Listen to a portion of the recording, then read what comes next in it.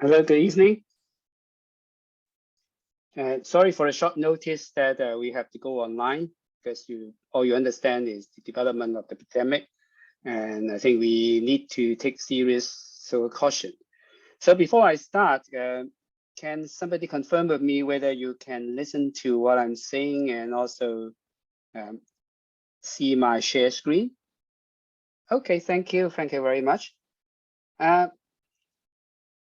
This lecture instead is about the myth of participation, which we will discuss collective action and also the individuals and market solution to collective action. As I have briefly mentioned in the first lecture about introduction, collective action is in fact a very important phenomenon and a concept and theories in housing and urban management, because if those management involve people, and there is some kind of myth that when we want to involve people, there is some kind of paradox, what we call collective action, particularly in housing management, because housing management is more explicit in terms of so-called cooperation when we have multi-family housing as a norm in most of the Asian cities, including Hong Kong and all big cities in mainland China. So if we need management in a single family housing, there's not a problem because we don't need any cooperation. Whereas if this is rental housing, cooperation is not something that is necessary. Like in the public housing estates, the landlord, the housing authority will do the management. And in fact, the tenants, they have no mandatory obligation to participate, and also they have very little so-called rights to make decision. But in multi-family housing, particularly is multi-owned, there are a lot of shared spaces, shared facilities, and because of the shared ownership, you need to have something to make decision, and that decision have to be made collectively. So in fact, when you have common area, so that will be something problematic in making decision. And that is more explicit in multi-owned, multi-family housing, but it also exists in some what we call common property in many societies, which I'll also touch on in next lecture when we talk about the institutional solution. And the issue of collective action will increase with the degree of sharing and the scale of development. And it so happened that in Hong Kong, in mainland Chinese cities, many of the development are huge, with hundreds, thousands, or even tens of thousands of owners, which have to make collective decisions on many things, including daily operations. So the research on common property, common decision-making has a very long history, in fact. So that is something what we call collective action. And in fact, this collective action, the interest aroused not just because of common ownership or common facility, but in public policy. When many decisions we have to make collectively. Take, for example, in voting, in referendum, there is something that we need collective sort of decision. And this, in fact, will create some kind of paradox. The three riders paradox and other paradox that we'll mention later. So when we have focused on collective ownership and sharing of common space, that collective action dynamic is extremely intriguing.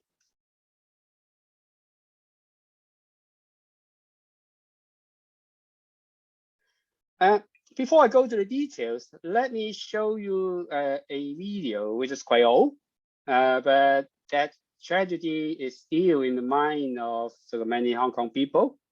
It happened I can't remember, 10 years ago in an old building in a district in Ma Tau Wai, which is part of Kowloon City. And the whole building collapsed. Let me show whether we can listen to the sound. Sorry for that, because it's a local news and it's in Chinese, sorry, in Cantonese. So, but they have, I think most of them, they have subtitles. So for those who are not so fluent in Cantonese, perhaps you can understand that from the subtitle. Let us show that. There's no sound.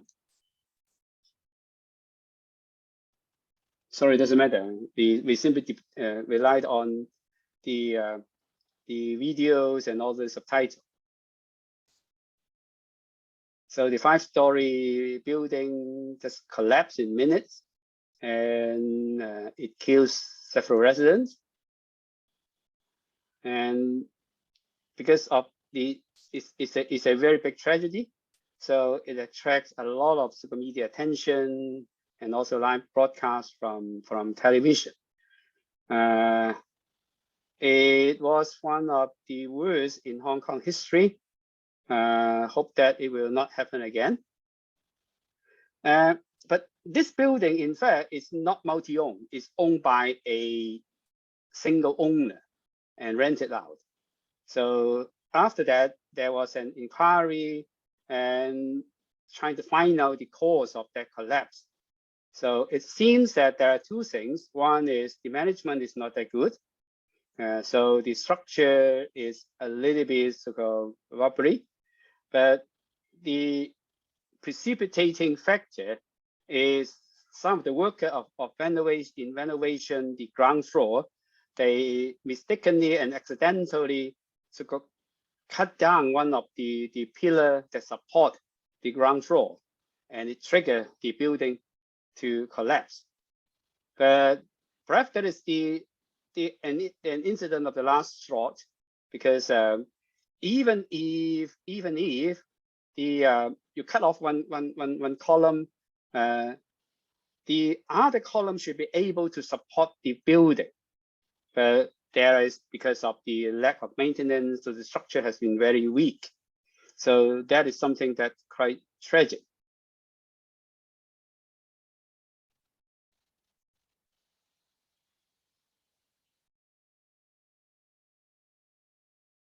So from the framework of social construction, when we mentioned in the first lecture, if we're going to analyze this strategy, why it happened, but of course, the main reason may be because the management is very poor. Although it's belongs to a single owner, and it may not fall into a discussion about collective action, but the problem may be the same. The collective action dynamic will make this even worse. So you may say that even as a single owner, they still could not discharge their responsibility to have so-called appropriate upkeep. So that may be some kind of operational issue because of the failure in implementing the necessary management measures.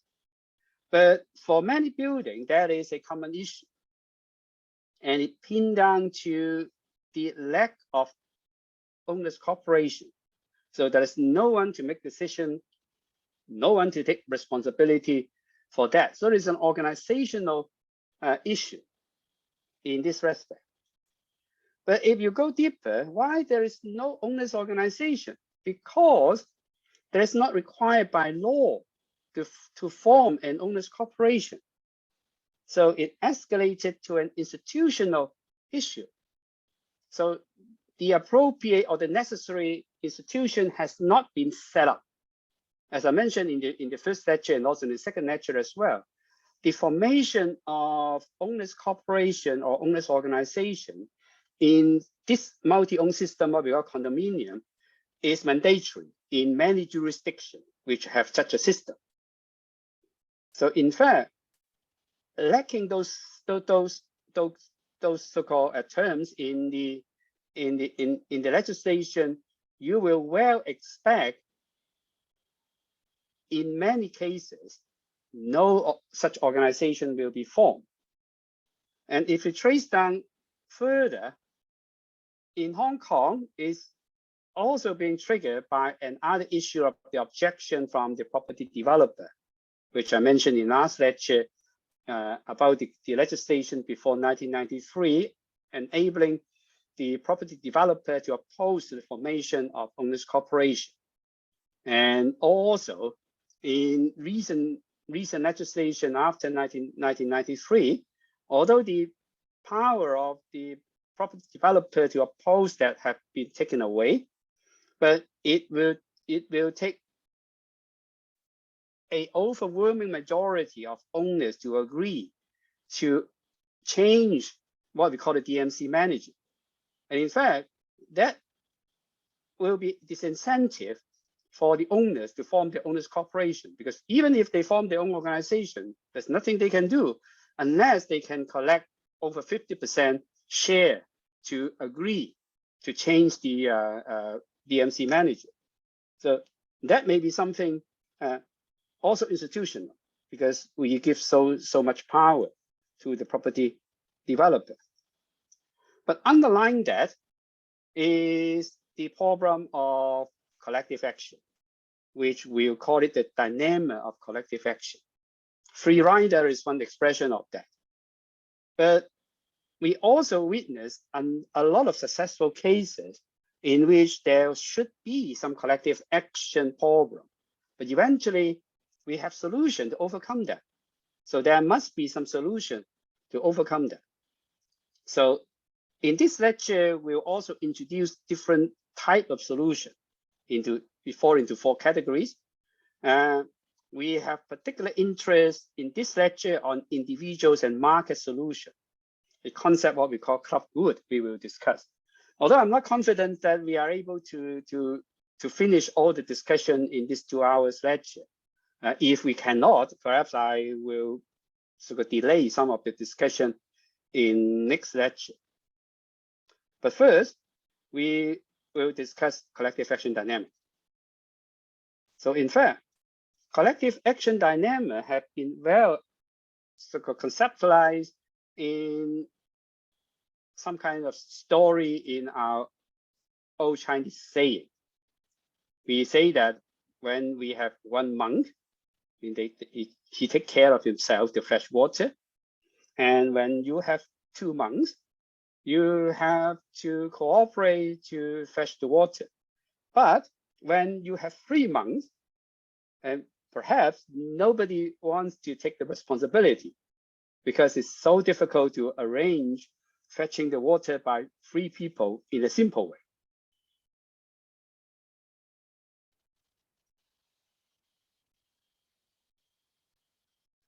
And this has been some reconceptualized in modern day by academics Hardin, who described this as the tragedy of the common.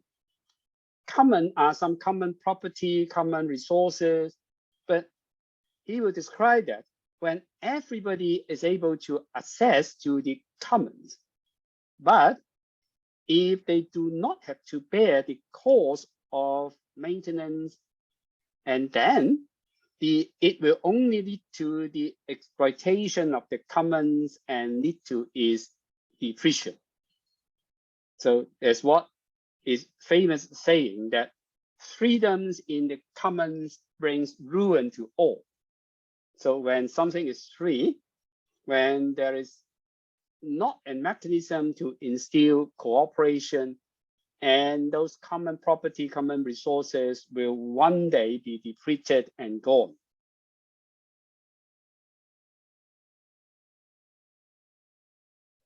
And perhaps in Hong Kong, that is something that would pinpoint on that contradiction. So when we have multi-owned buildings, we have common property, we have to have common decision on management, and then you need to have some decision-making body, what we call the owners corporation, in doing that. But surprisingly, in Hong Kong and also in many Chinese cities, forming the owners organization is not the majority. The majority of them would not or unable to form that. In Hong Kong, there are even some buildings that do not have property management. Although this is not that popular in many Chinese cities, because even if there is no owners corporation, many residential projects in Chinese city, they still have a property management agent to take care of that. So it's a little bit better. But in Hong Kong, we have some old building that we call something what we call the 3-no building. So they have no owners corporation, they have no residence organization, they have no property management. So the management is extremely poor, extremely poor. And some are so-called moving towards the verge of collapse, just like the video we have shown. But surprisingly, some research have been done in Hong Kong comparing those buildings that has either owners corporation or property management agents, because they have better management. So even if you compare like with like, similar age, similar class, or sometimes similar location, those buildings who have proper management, who have proper owners corporation organization, on average, they can be sold 8% higher than their counterparts who do not have such organization or property management agent. So everybody knows that if you have good management, your exit value will be maintained. So your property will appreciate. But surprisingly, even if you know that, somebody are still unable to cooperate and form those owners corporations. So that is something that will start with the tragedy. So in fact, free rider is a term that all of you are very familiar with. In fact, free rider is an expression of the tragedy of the common and also collective action dynamic. I refer to my notes because it's easier to have that formula in a notes form than in this presentation form. But to put something in words and in simple terms. So as an individual, in fact, if you would do something, probably you perceive that as gaining a benefit. So what is a benefit? The benefit is what you get. So it's the value of either the good or services you get, minus the cost, and you can still get a surplus or positive gain. So the value, sorry, the balance is just the opposite. Sorry for that. The cost will be more than the value, so you get benefit, so you will do it. If the same principle is being applied to group, then it is a little bit complicated, because usually for collective goods or for that services that are enjoyed by the collective, they come in a bundle which cannot be separated and allocated to individuals. So that is the nature of what we call something collective good. But the cost, usually, there's nothing called collective cost or collective contribution. It's the contribution of every individual. So again, the group will do or will purchase those goods and services if the cost is less than the value. So the balance is right, because you have a heavier value, you have a less cost, so that you will do it. But because the contribution of cost is on an individual, so compare with these two graphs, you may have less people to contribute, but still you cannot separate the benefit, the value of the goods and services. So if the less people contributed to the cost, then the cost borne by the remaining individuals will be higher. And to a point that nobody will like to contribute because they do not see it as a fair share, or they are really unaffordable. to bearing such costs.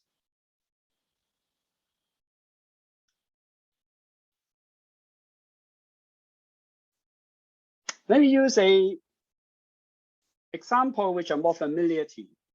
Of course, free riders in paper writing, everybody know the process, everybody know the consequences. So make it more explicit in a so-called visualized form. Take for example, you are writing a paper and everybody make a contribution on that. So the collective contribution will make it an A paper with 80 marks. So everybody has the equal contribution of contributing 20, 20, 20 of the mark. I just simplify the picture. But if there are only 3 people who do the contribution and they do not increase their contribution, so eventually they will only get 60 marks. So that is, if we have a free rider, you will have a 25% reduction in your benefit. Of course, under the condition that you will not contribute more. But in this case, in fact, those for the one who haven't make any contribution, and in fact he or she has 100% gain because he or she did nothing, but he or she gets some marks, 60 marks, 60%, which is not very good, but still it's a pass. But he or she did nothing. So that is what we describe as the free rider. So one free rider in a group of 100, a free rider in a group of 4 may be very noticeable. So it may not be that easy to be a free rider. Of course, it's for other reasons, which I'll describe later when we describe group size and collective action dynamic. But if you imagine that if it is a group of 100 and each will only contribute 1% in the course, and 1% less is very negligible, and it will not affect the value of the product. But because the collective nature of the product, because the marks, for instance, like this group paper, our usual convention, unless you have a complaint about the free riders or otherwise, we don't know your contribution and will assign equal marks to each individual member. So 1% less will not affect the total quantity of the products. So that one who is the free rider, like this free rider in the paper writing, he gets full benefit, 100% benefit, but without paying anything. So just like a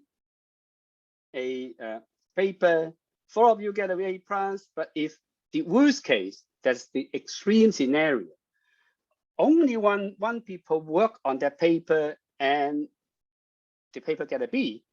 But you can imagine that people have to work very hard to cover the work of the other 3, where the other people, they just go to play, they have leisure, so they're extremely happy because without contributing anything, they get a quite decent grade. So you can imagine that if you make a mistake once by being the single contributor of the paper, and next time with the same grouping, you will be a free rider as well. So I mean, that is human nature. So that is what we call a free riders problem. But in vigorous academic studies, that phenomenon has been conceptualized as something that perhaps many of you have heard of as the prisoner's dilemma. Prisoner's dilemma will describe a scenario of not free rider, but some decision about individuals and group benefit, which will end up in a very surprising outcome. And that started in the 1950s with the study of a discipline in economics, what we call gain theory, and this describes prisoner dynamics. In the original, on the original conceptualization illustration, they use prisoner about whether they confess or not. But that may not be something very familiar with us. So I changed another example and see whether it's simpler for us to understand what do we mean by prisoner's dilemma and the difference between collective decision and individual decision that end up in some output that we do not want it to happen.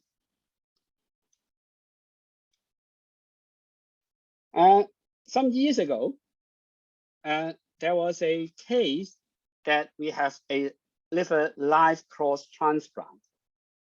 And in fact, this operation also happened. It's a very rare operation. It also happened last year as well. The procedure of the operation is we have two families. I just take it as a Chen family and a Li family. Each family, they have a patient which need liver transplant in order to survive. But unfortunately, none of their family members are eligible to donate their liver, because the operation will go like this. For an eligible or appropriate donor, they will cut off part of their liver and then transplant and then put it into the body of their family member who need the transplant. But because that's not possible, but it so happened that the Chen family has one family member whose liver fit the need of the patients of the Li family and vice versa. So they arranged to have a live cross transplant so that both Chen family and Li family would benefit. So that is what happened. The Li family would give the Chen family the liver, and then the vice versa, the Chen family will give the Li family. So for both families, there are 4 considerations. The best consideration is if the Chen family want to have the biggest benefit, they will receive the liver so that the patient and Chen family can survive, but they do not donate their liver to the Li family, because that is the best solution, because you take something but you do not contribute anything. Okay, that is, and for an individual consideration, that's the best. And the second best, in fact, is the Chen family receive, and at the same time, they also donate. So that there is some kind of sort of trade-off. So they don't get the best benefit, but still they get the benefit. Of course, they have to pay some cost. A less good condition is they do not receive anything, but neither would they donate anything. So nothing happened. So the patient will die, but the family member who need to donate the liver, they won't have to suffer. And the worst scenario is they haven't received any of the liver, but the family member have made the donation to the other family. So that is a net loss. So this consideration will make a best solution about receiving and not donating as the best solution for an individual. So that is the same for the Li family. If they just take into consideration of their own benefit. So if this to put together, you will say that the best for the group should be both donate so that 2 people are being saved. But that is potentially not the best for the individual. Whereas the best for the individual is not donate, and both not donate is the best scenario for the individual if they just take into the individual benefit. So perhaps the outcome is, if I only take into consideration my own benefit and I would not donate and hope that other people will make a different decision and donate the liver to us. But of course, I mean, if both individuals think in the same way, what will happen is nothing will happen, because they will take their benefits and usually they will bet on other people make the donation. I do not donate, and then I get the best benefit. So it turned out to be there would not be any cooperation if everybody think about their best benefit.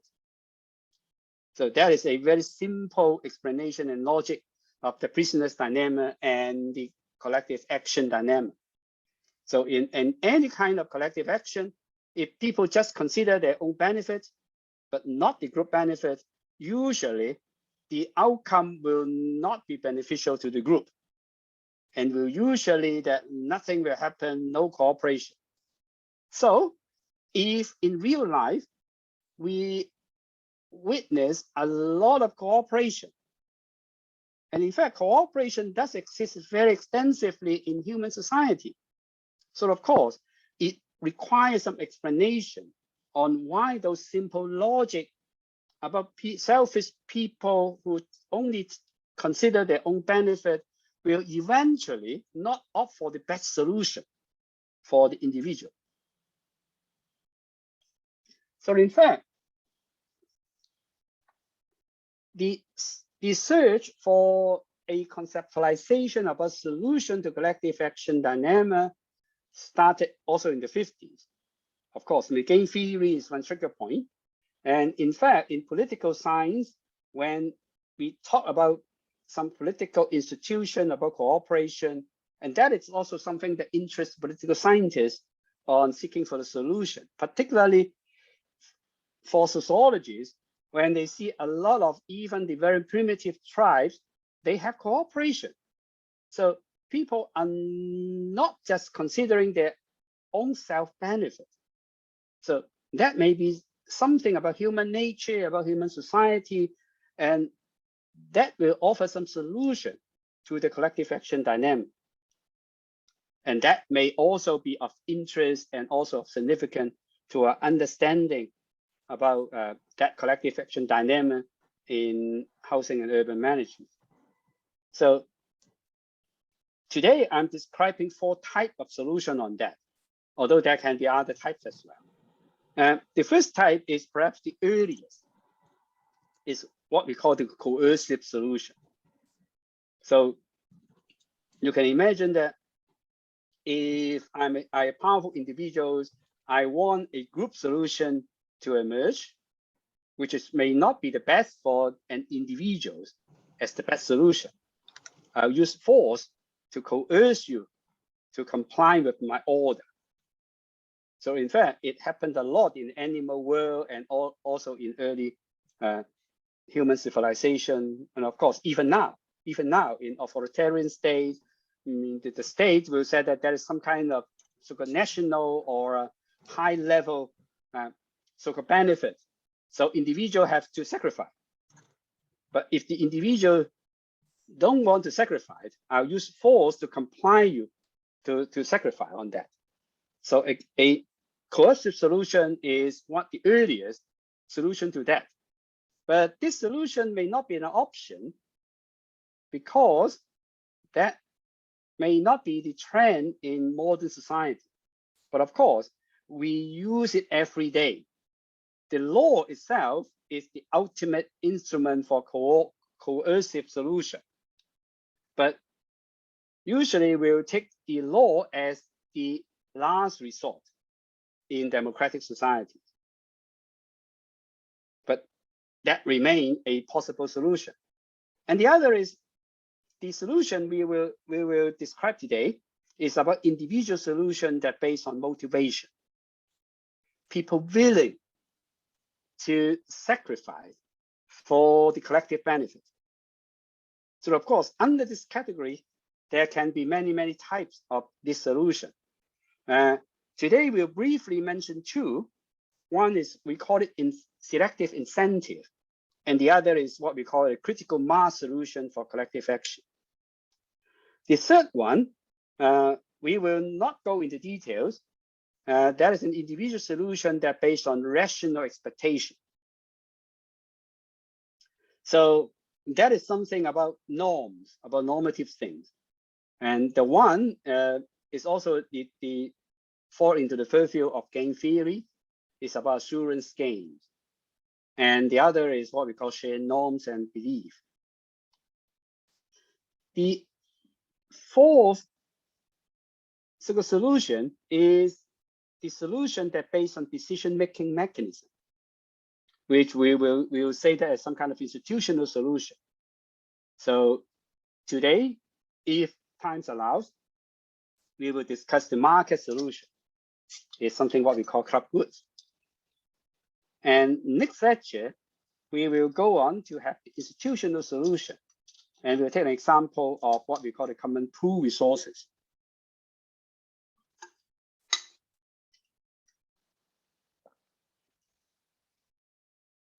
So the individual solution based on motivation will describe selective incentive and also critical mass. What is selective incentive? So take the free riders problem. So the free riders problem, we have an assumption that the cost will be shared by individuals, and the benefit will be shared equally by the individuals. So that is the formula we use. For the individual benefit, it depends on the fraction of the collective benefit as well as a share of the total cost of production of that sort of goods and services. But if we do not make such assumption about the equal share of cost or the equal enjoyment of the benefit, the situation may change. The situation may change because some people will enjoy the benefit more than the others. So even if they will pay higher costs in the production because they get more benefit, so they will still be willing to contribute. So that will overcome partly the free riders problem. Free riders because there is not enough people who are willing to contribute. So it makes the cost of those who contribute to that collective production of goods and services extremely high, so that it will have a disincentive for them to continue the contribution. But if I get a better benefit on that, so that I may be willing to contribute more than the others. So that explains why in some cases we have people who would contribute more than the average members, but they are still very happy. The second is about the contribution.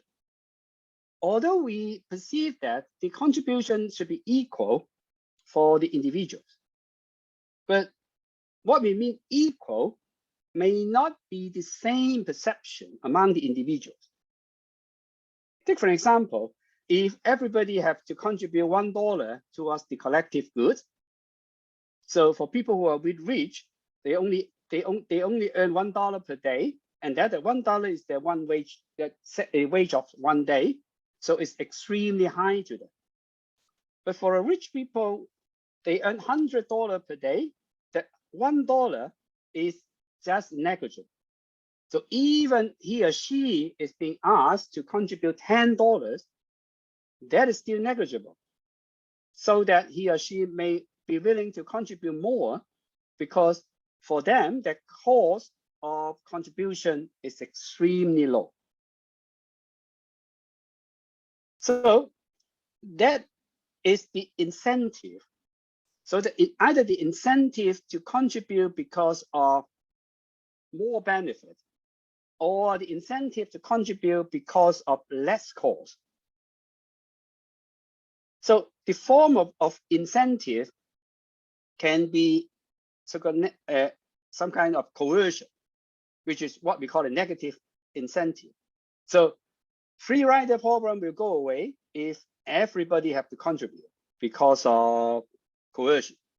So if you don't contribute, I will impose some kind of penalty to you. So if you get everybody contribute, and there is no collective action dynamic. But sometimes the incentive can be positive. So some people get the benefit, but if other people can get the benefit elsewhere, they may be more willing to contribute. I think, for example, also in housing management. So if we talk about not the contribution of money, but the contribution of time working in the owners corporation, because very often why the owners corporation cannot be formed, because there's not enough people who are willing to devote their time to work for the individuals, other individuals, because you have to spend your time where other people, they don't have, so they're free riders. But for some people, and that contribution may bring other benefits, other incentive, on some kind of not exactly legal side, but it sometimes happens. So people have vested interest in the activities of the owners corporation because it may give them information so that it bring benefits to their own business. That happens quite often when there is an opportunity for major repair maintenance, and there's business opportunity. So for those who have the connection to company that have interest in those major renovation work, they may have positive incentive to contribute their time to work for the owners corporation so that they can get upfront information on that will help either their own business or the business of the friends and relatives. So it happens sometimes. And the other is the benefit of contributing the time will bring some other positive benefit, which may not be perceived as positive by others.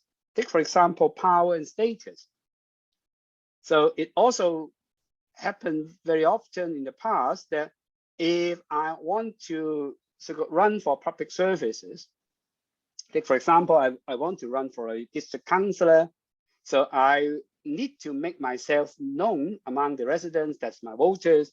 So being a chairman of the owners organization may give me an exposure so that I will be willing to devote the time to work for the owners corporation, because that will bring me benefits elsewhere to run for the public offices.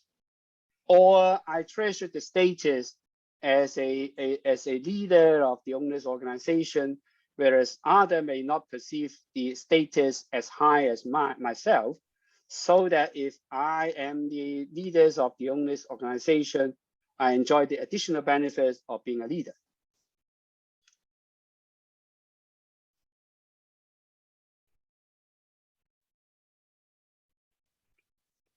In this respect, in fact, that selective incentive may work differently in different groups.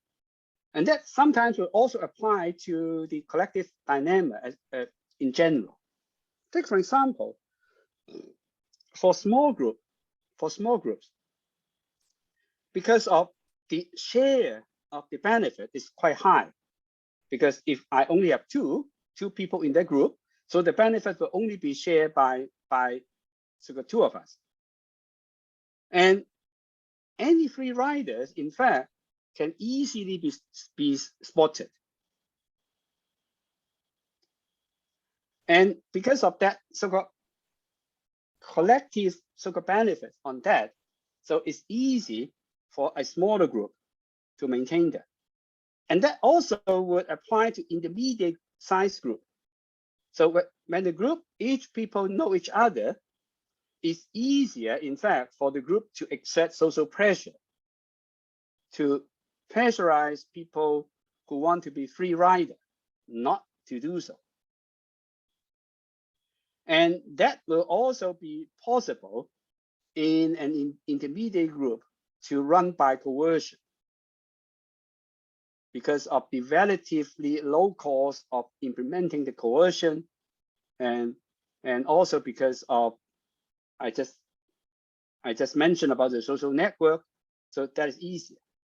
But for large group, you are unable to do either by persuasion, by social pressure, or by coercion, because the cost of implementing the coercion is very high,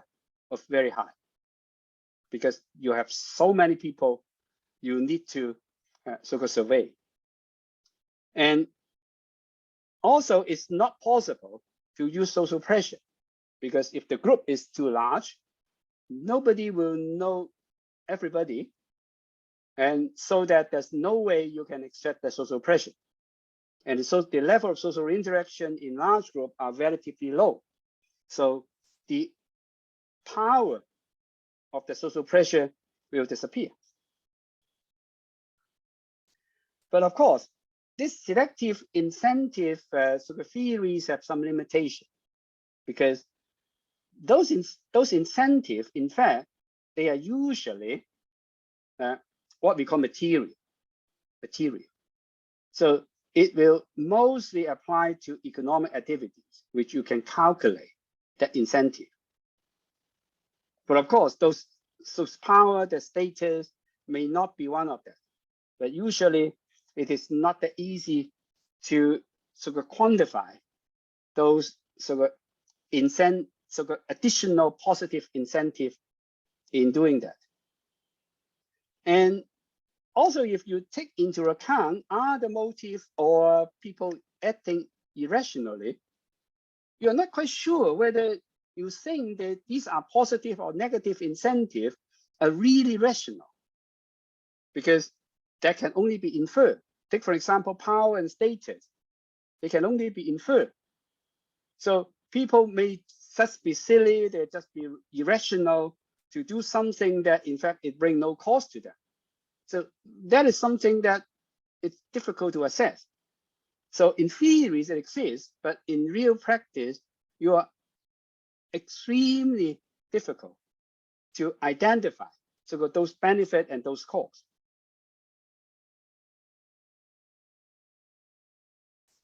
But of course, in real life, there are a lot of such examples, as I just mentioned, that negative benefit about coercion to join. So in fact, as a member of the owner's organization, as some kind of mandatory obligation is already some kind of coercion. So once you sign the purchase contract, you are part of the member of the owner's corporation. Even if it is not formed, you are at least a potential member. Once it is formed, there's no way you can escape. So this one, some kind of coercive measure as well. And in fact, because there's a lot of opportunity for corruption, so that corruption incentive may be one of the materials and monetary incentive for at least a very small minority of people who participate in those organizations in order to exploit those material benefits, or I just mentioned as a stepping stone to public offices.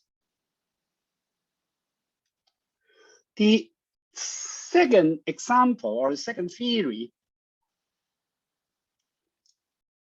about solving the collective action dilemma by motivation is something what we call a critical mass.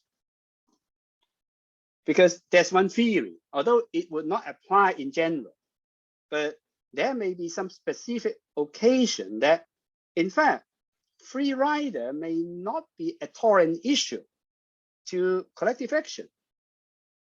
Because even if the majority of people are free rider, we can see a lot of examples that the production of collective good only depends on a small number of individuals in the group. So we describe those small number of individuals, the critical mass. So once you reach that critical mass, the collective good will be produced regardless whether there is equal participation of individuals. Of course, these are special solutions. It's not a general solution. But that will explain many of the examples, and also in housing management as well. But in order to fulfill that so the special solution for collective action dynamic, the goods and services may have to have some characteristic or attributes. First is about jointness. Jointness is the benefit can only be delivered as a bundle, which cannot be separated. And either you have the benefit or you don't have the benefit. I think, for example, of a lift, for instance, if you're a building, you have a lift. So if you have the lift, that the lift will benefit all those residents in the building, presuming that we have nobody who live on the ground floor. So everybody from the second floor upward to the top floor, they will all benefit. So either you have that or you don't have that. If you have that, there will be a very extensive spillover effect because everybody can enjoy, and that is just one or none. And the other is the economy of scale. If we can enlarge the economy of scale of cooperation, and then we will get more benefit. So there is some incentive to make the provision of goods and services more extensively so that we can have more benefit. And the other is the heterogeneity of the group. So you may say that the more heterogeneous the group is more likely you are able to assemble a critical mass. So these are observations that's not a so-called theoretically exist condition in creating the critical mass. So these are only the condition that if you have that conditions, it's maybe easier to have a critical mass solution for collective good production. So that will also connect it to group size and social ties.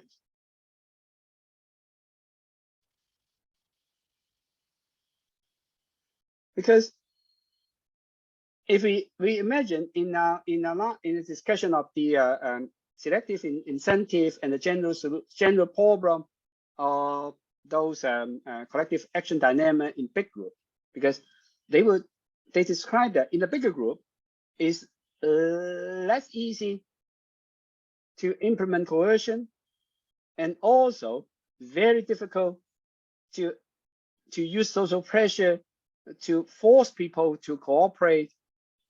So big group may not be that favorable to collective action production. Whereas under that critical mass theory, because bigger group would have more heterogeneous social composition, so it may not be totally unfavorable. And also social tie itself may be good to create this critical mass, because you don't need to have the whole group cooperate. You only need to convince the critical mass of people who cooperate, and then the collective good will be produced. Once the collective good is being produced, it will benefit everybody. And critical mass is also beneficial to the production of collective goods because it will set up some kind of convention. So people are used to this kind of cooperation, and you do not need everybody to cooperate. So we can take turn. If we can take turn, and then it will reduce the cost of contribution. But more important is, in the study of the critical mass mode of production of collective action, they imbued some kind of social learning, because the critical mass theories originated from social psychology. Because in social psychology, they want to study why in some big collective there are cooperation efforts which contravene with the dynamic of collective action. So why certain individuals were willing to contribute more than the others, knowing that the majority of people are free riders?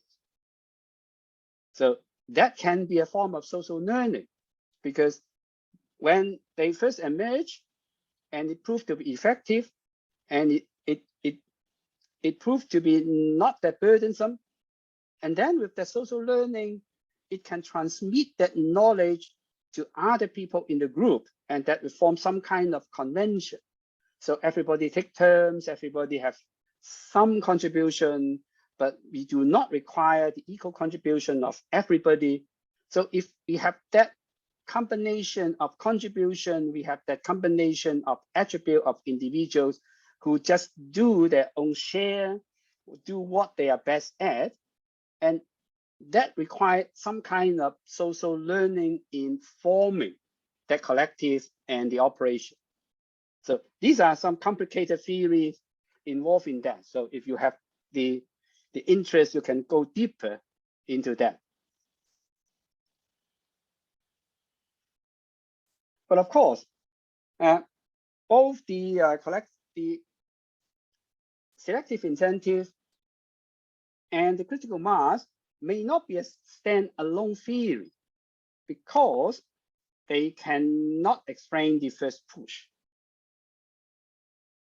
So you may say that they are only considering the second degree of collective action dynamic. Why at the first place, some people will volunteer because they see it as some kind of collective selective incentive, or why in the first place there is a collection of people with that critical mass.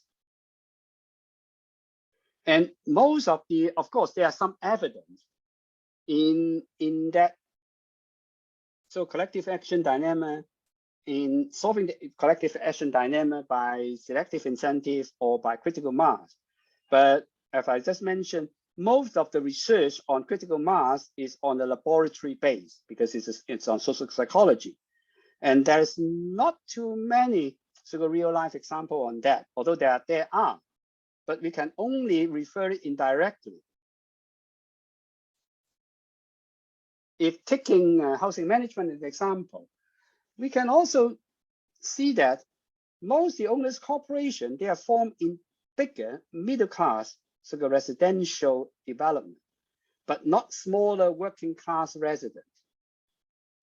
That fit a little bit on the prediction of the critical mass, because in big development, there are more people, there can be so-called there can be more heterogeneity, and also because of the mass of the so-called big size, there may be an increased probability in finding people who have that selective incentive.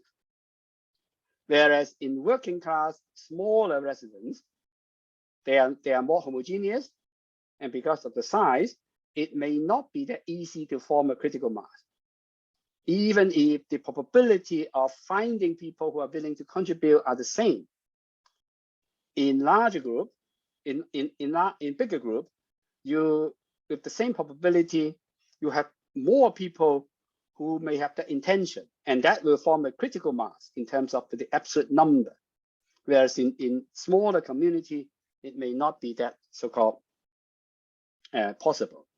Whereas in middle class so-called communities or neighborhoods, it's easier for people to have heterogeneous background.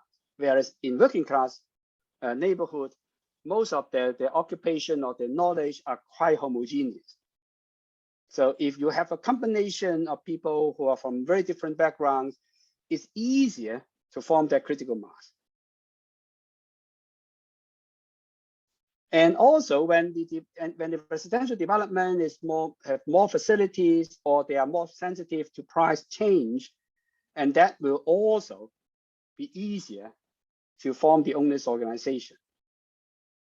And of course, that heterogeneity will also be reflected when people have a wider sort of backgrounds in terms of occupation, so that the contribution of that critical mass of people can be all-rounded, but not just concentrate on some small area.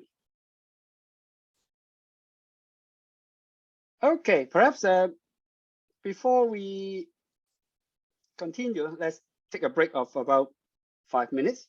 So 5 or 6 minutes. So come back again, perhaps 7:40.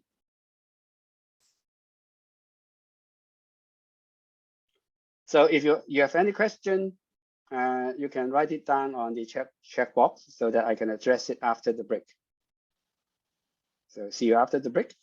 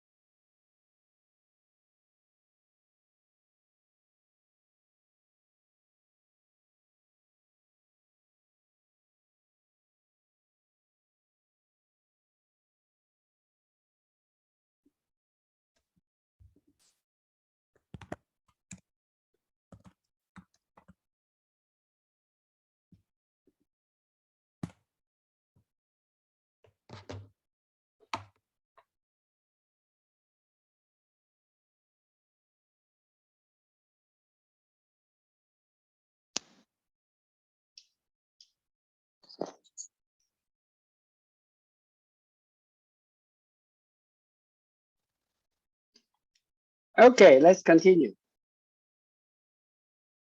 Is it okay? Can you hear me? Have I unmuted myself?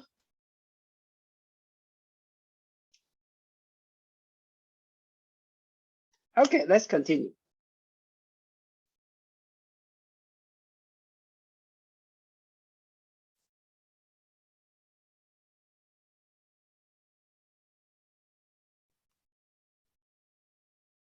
Okay, we cover the individual-based solution on motivation.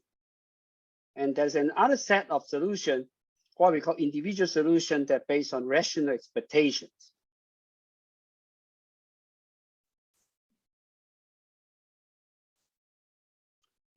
Once a solution that I just briefly mentioned is about the assurance game. Assurance game is part of the game theory, because in the prisoners dynamic game I just mentioned, it is a simple game. Whereas the solution, the best solution for the individual is to receive but not to donate. And the worst solution for an individual is donate but not receive.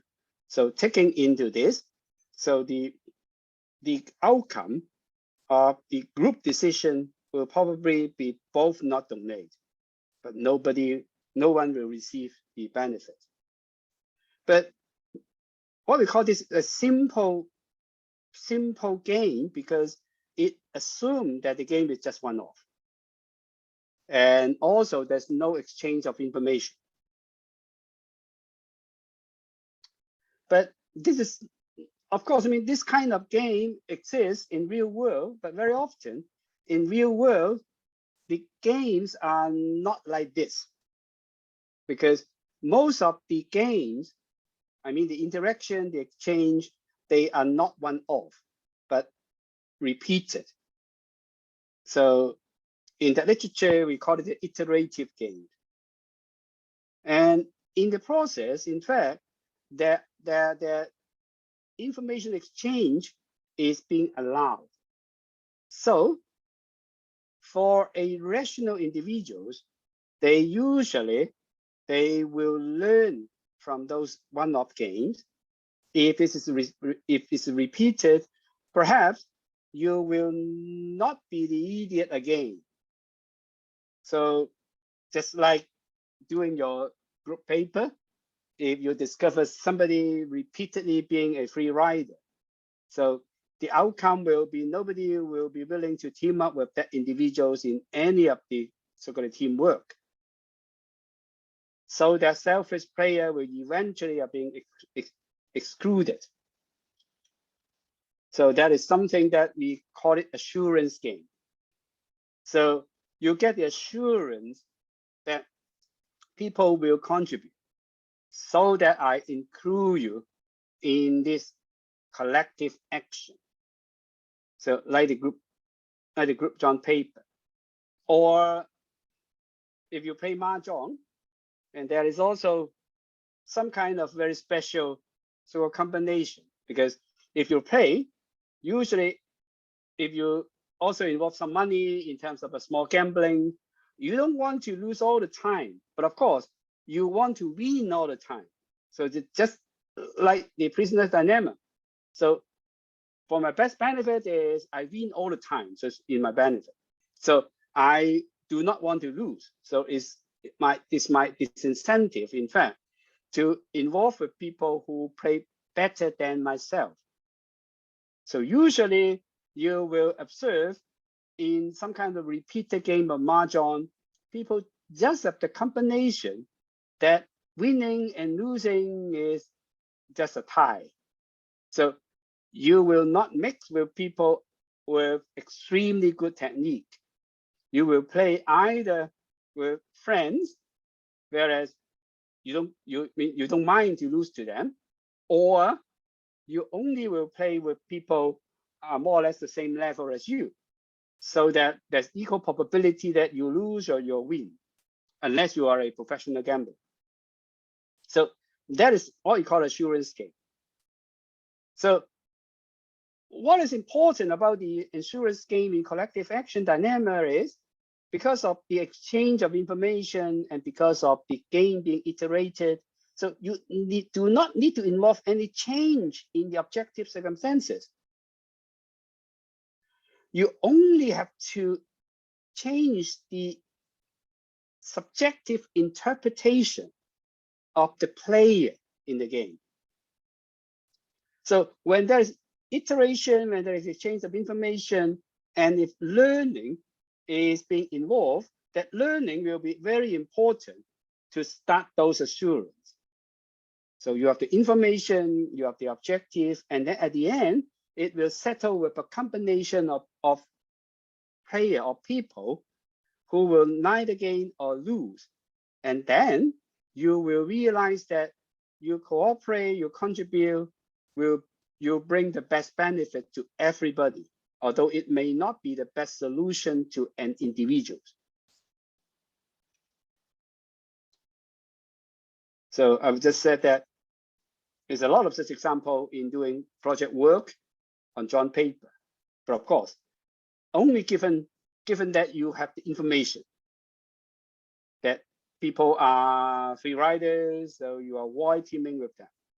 So under some condition of that repeated gain about the exchange of information, and there is a possibility that the assurance game will finally settle. And that is the cause of sort of cooperation.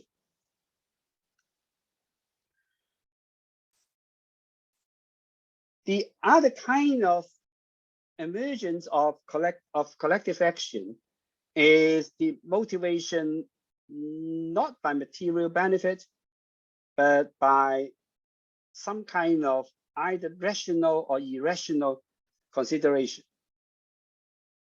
So these are the motivation not of economic and material calculation, but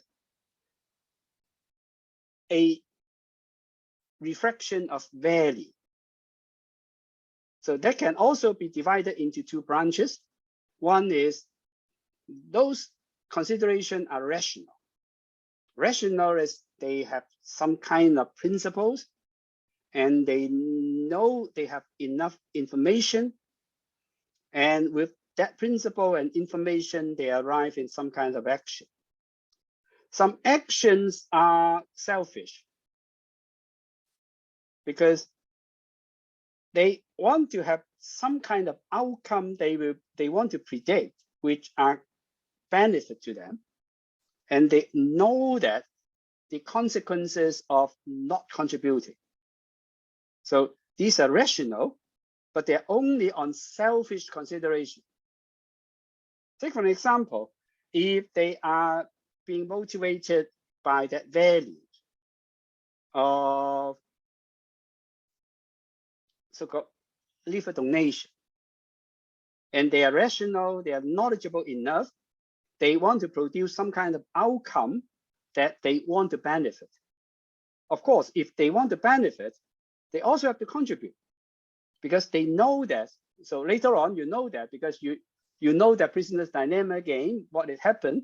So if you naturally emphasize on your own personal benefits and no contribution, you'll end up with nothing.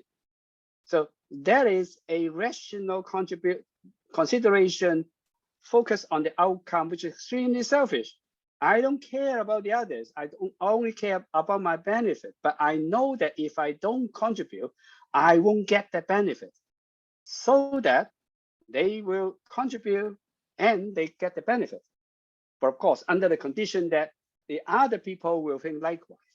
So if people think that likewise, all a selfish consideration, they are not considering about others, they just consider their own benefit. But they know the condition of producing that individual benefit. So they concern the outcome and they contribute and we bring the outcome. But the others may concern about the process. They are selfish, they concern about the process, but with some kind of principles, they will say that if I don't do that, other people will not do that. So that I do that to set an example, so other people can do that because we believe that there is some kind of sort of benefit in the consideration of the process. But some are rational, but they are non-selfish. Take, for example, people may be altruistic. They know exactly what happened. They are not considering about their own benefit. They, in fact, they consider the benefit of others. So they will contribute regardless whether other people will contribute. So of course, we have a lot of people like that who sacrifice themselves for the collective good, but as themselves, they are at a loss. So you may say that they are rational because they exactly know what they're doing, but they are non-selfish. And the other is they are non-selfish, they are rational, but they may be doing something that what we call not exactly bringing sort of benefit to an individual. For instance, because they do or not do that because they envy others. They envy others. So if they do that, I won't do that unless other people do that. But some are being driven not by rationality, that consideration. So they do not know what it's doing, they do not know the process, they do not know the outcome, but they are just driven by social norms. Because what other people do, so I should also do that. So that, in fact, will be sort of dictated by social norms. And that social norms are sometimes cannot be explained, but it can be what we call culture. It can be some kind of social convention. It can be also be social pressures. So for instance, the norm of fairness. So I may not be so rational, thinking that the world should be fair, the fair is my principle, but it's simply that, everybody do that. Everybody do that. So if other people do that, so why shouldn't I? So that is something that I learned it from childhood, what my parents told me, my friends do it, my friends told me that. So that is something about social pressure, mass participation. Of course, those considerations cannot purely so-called be driven by social norms. And sometimes you see that if you adhere to the social norms, it brings collective and also your individual so-called benefit. So you also see that if I have universal cooperation, it's much better than universal defection. So if everybody contribute, then it will produce something. If everybody don't contribute, there's nothing. But this kind of explanation by social norm is not at all so too scientific, because that may not be a standalone motivation that drives cooperation, and it may relate on other factors. And in fact, sometimes adhere to social norm is something unsocial, because very often social norms are just being said to convince other people to comply. But in fact, most people don't believe in that. So we have a lot of those social norms being publicized in schools by the government, but everybody knows that it may just be a trick to sort of deceive people to contribute.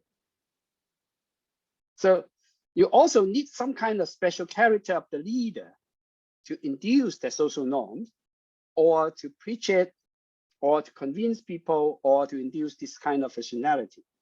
So it may not at all be so anything that are social. Another type of solution is a solution that based on decision-making mechanism. So there are two types of those sort of solution. Today we want to introduce what we call a market solution. It's driven by a market-like decision-making mechanism. And the next one may be an institutional solution. And I'll take an example next lecture on common pool resources on that. So how the research on common pool resources arrive at some principles and concepts on setting up institutions that will facilitate collective decision making. Before we introduce or explain the market solution to collective action, we need to introduce two concepts, what we call public good and private good. So we can differentiate public good and private good along sort of two dimensions. One is what we call subtractability, whether there is a competition for that good. And if there is competition, congestion and crowding may have an impact on how people can enjoy that good. So the other dimension is what we call excludability, whether a user of the services or a possession of that good would be able to exclude other people consuming the good of services. So we can, with these two dimensions, we can introduce four types of goods. One good is what we call private good. Private good is subtractable and excludable. Subtractable means that if I use that good, you will not be able to use that. So that we have competition and there is a crowding out effect. I occupy that, you cannot use that. And private good is also excludable. Excludable means that if I use that, I can prevent you from using. Now, these two concepts are not the same because they describe different attributes of the goods. So there are a lot of examples of private goods. Take, for example, my mobile phone is a private good because if I use the private phone, that my mobile phone, of course, you cannot use it because I'm using that. You cannot share that mobile phone. And if I get possessed of that private good, that mobile phone, of course, I can prevent you from using that because that's in my hand. You cannot use that. If you want to grab that, I can oppose it by force. The other is called public goods. Public goods are non-subtractable and also non-excludable. The typical text example is for clean air. My enjoyment of clean air will not afford your enjoyment. So we are not in competition with each other. And the supply of that clean air will not create congestion. And also it's not excludable. I want to enjoy that clean air, but there's no way I can exclude you from enjoying the clean air because there's no way you can possess all the clean air and prevent me from enjoying. And of course, the other side of the clean air is about pollution. So pollution is also non-subtractable and also non-excludable. So I'm affected by that pollution, so are you. I cannot allow pollution just to apply to you, but not to me. So that is not excludable. But there is another kind of goods, what we call common good. Common goods are goods that are subtractable, but they are not excludable. Take, for example, open sea fishing. There's only a fixed amount of fish. So if I catch too many fish, you will not have the chance to get any fish. So that is subtractable. But the paradox is I cannot exclude you from catch the fish, because similar to open air, I cannot fence out all the fish in the open seas that only me can access. The fish can go anywhere.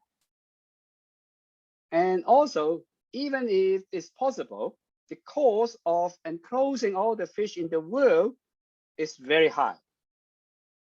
So in theory, it's not excludable. But there's also another kind of goods that are defined by economists. They are called club goods. Club goods are not subtractable, non-subtractable, but they are excludable.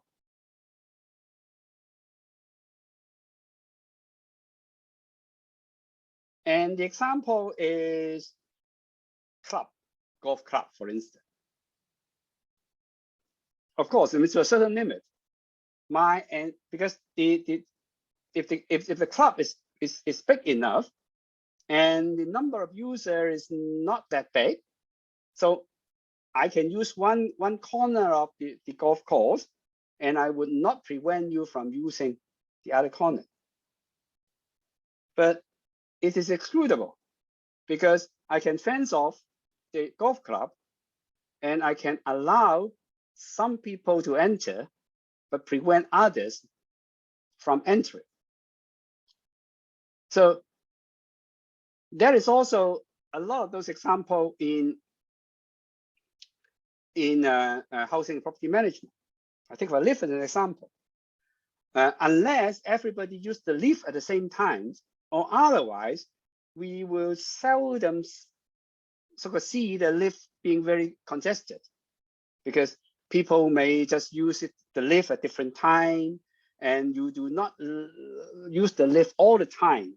So with the appropriate installation, so that everybody have the chance to use the lift, so you are not depriving other people's so-called opportunity in using the lift.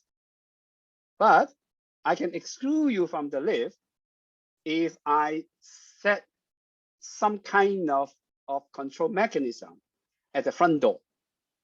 So if you are not a resident, you are not able to enter into the building, and then you cannot enjoy the lift. So that is a club good, because that is excludable.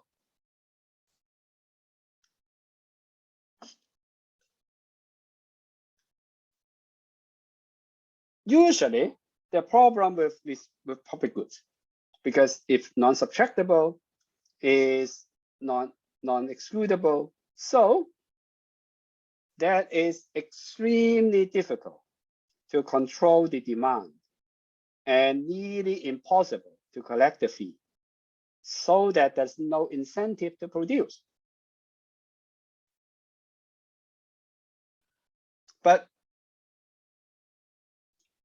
economists have one solution for that.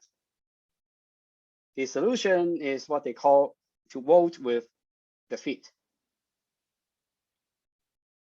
Because for economists, the emergence of public goods will signify a market failure, so that the market cannot produce incentive for the supply of that good, because you are unable to collect the fee, so that you cannot recover the cost.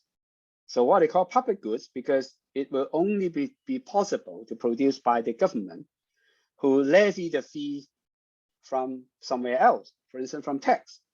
Because tax itself is a coercive sort of measure.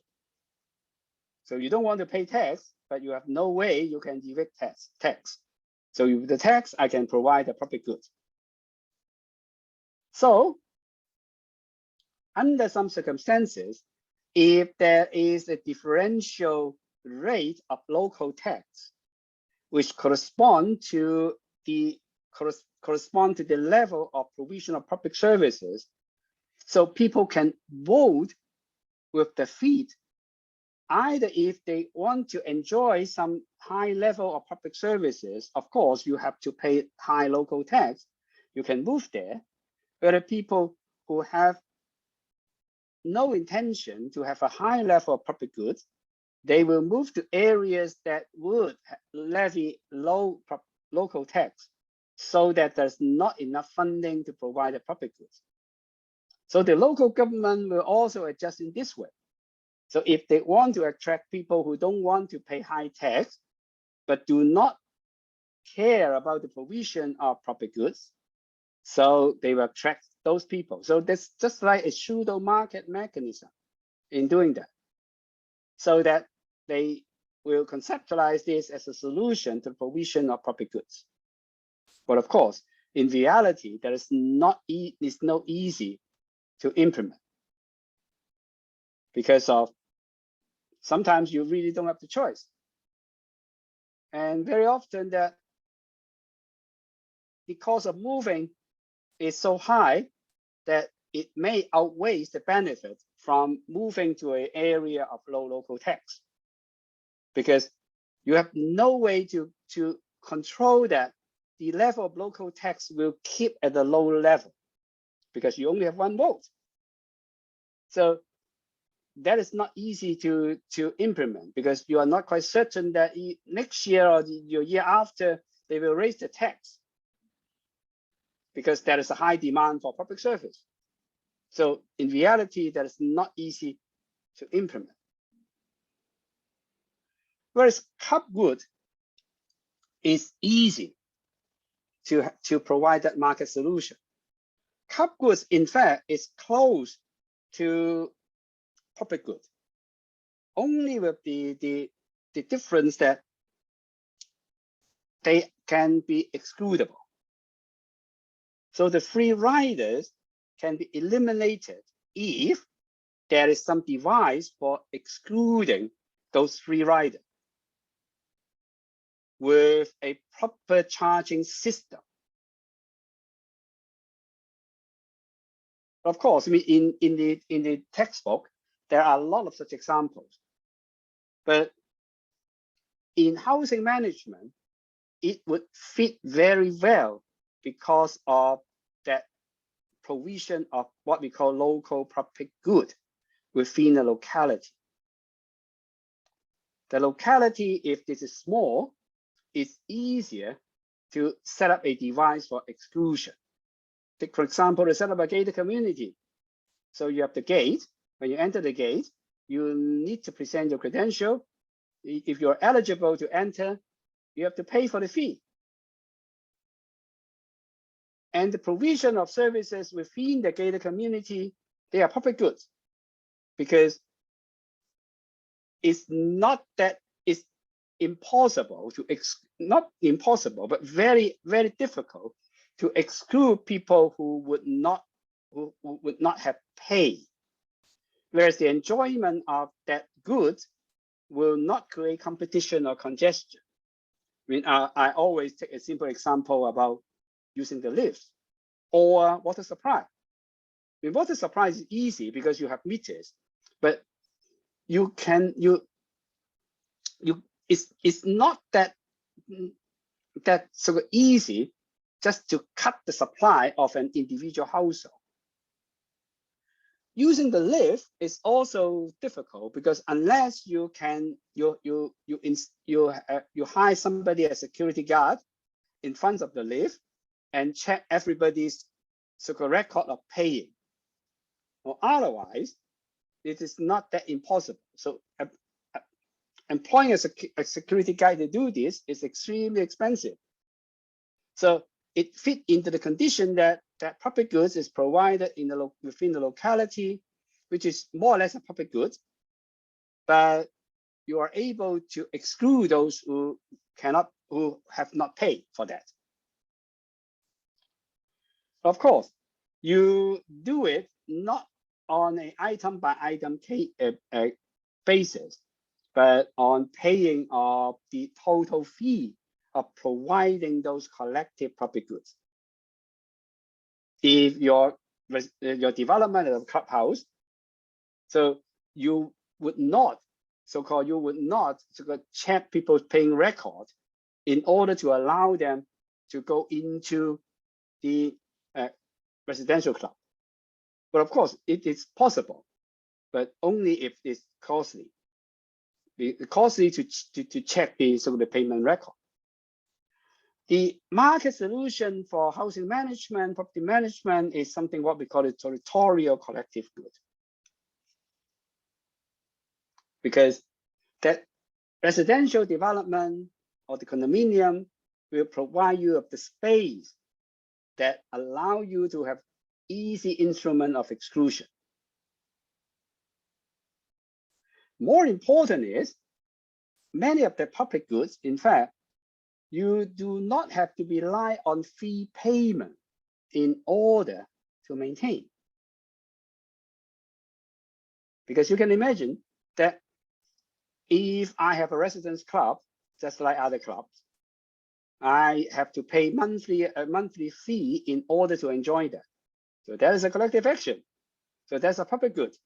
So that unless you can exclude other people from going into that club, or otherwise, many people will be free rider. They would not pay the monthly fee for the resident club. So the resident club will eventually get bankrupt. So in fact, there are a lot of examples on that, because in the 80s, resident clubs are not a standard feature of the residential development, but a separate business entity in many of the residential development. For instance, in Wangpo, in City One Sha Tin, and also in Telford Gardens, there are residents, there are clubs within the community, but they have to charge a membership fee in order to run them. So with the exception of very few such resident clubs, like the Telford Garden and Wangpo, most of other clubs that run on this business model eventually get bankrupt. So we can quote dozens of such examples. So later on, this kind of public goods are being what we call capitalized. So they are being included within the development cost of the development and take it as the upfront capital cost. So that in fact you have paid for it at the time you buy your property. So if you are able to capitalize those public goods, it's easier to simplify the charging system. So you only charge for the concurrent services that are provided, but not the capital investment. And sometimes that services can be funded by what we call rent.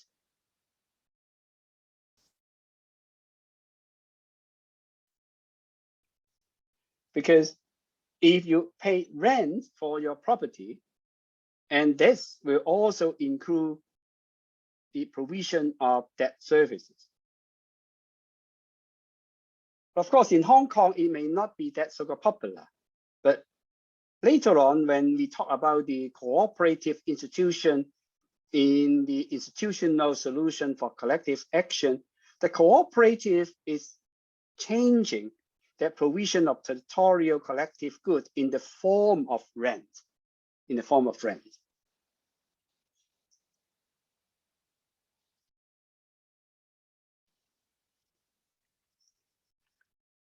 In the provision of territorial public goods, there are two models. In fact, these two models, they are not exactly so-called distinct. They have some overlapping.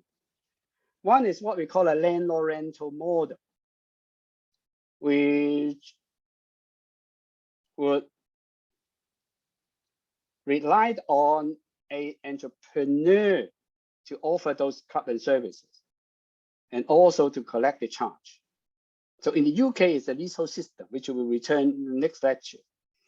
Whereas in Hong Kong, we have the land lease-based system about the DMC manager. So if there is no owner taking charge of the decision-making, you rely on the DMC managers in running that. And in fact, they are running this as a private enterprise in that.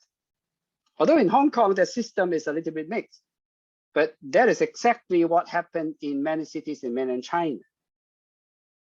When even if there is an owners corporation, there's owner organization, the owners committee, and you still have the property management agents acting as a private enterprise on an entrepreneurial basis, because they're doing business, all the gain and loss are borne by the individual companies.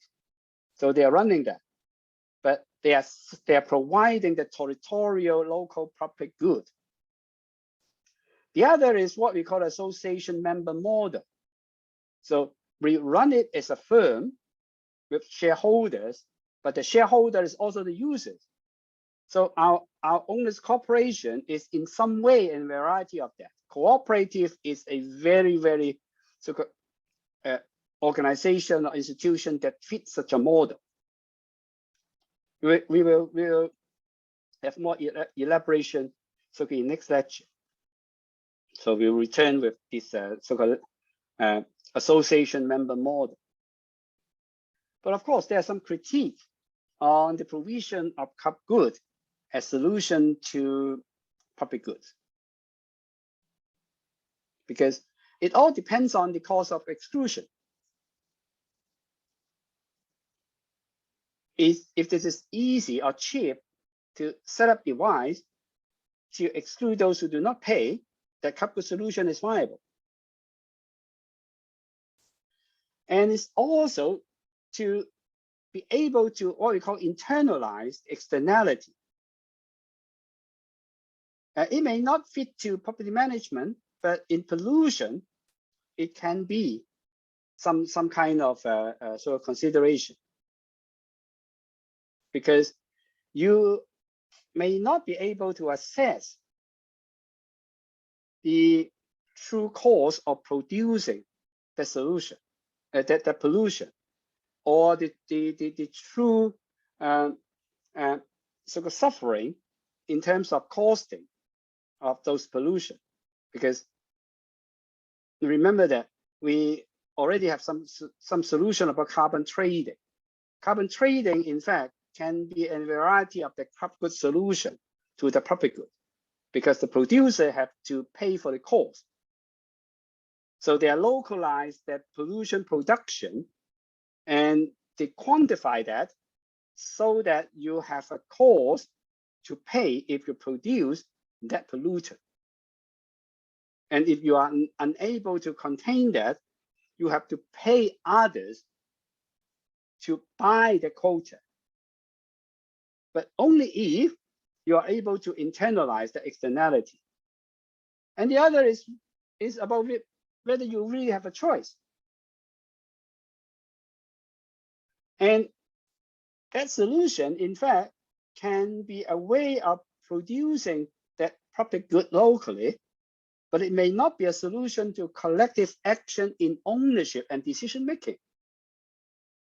And club good also will produce an imbalance of power, which we will consider in more details in one of the seminar topics. So in this lecture, we end up with that discussion of the market solution to collective action dilemma, but we will also continue to have an organization solution, what we call setting up institution to overcome the collective action dilemma.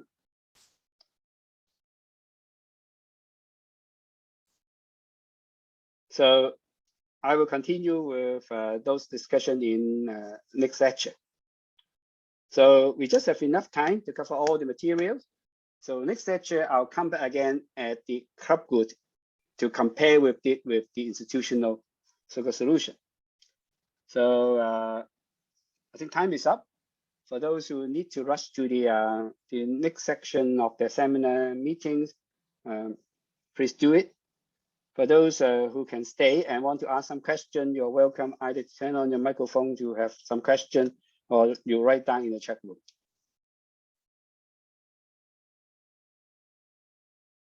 So thank you very much for your attention, and see you next week. So I'll spare a few minutes to see whether you have any question you would like to ask.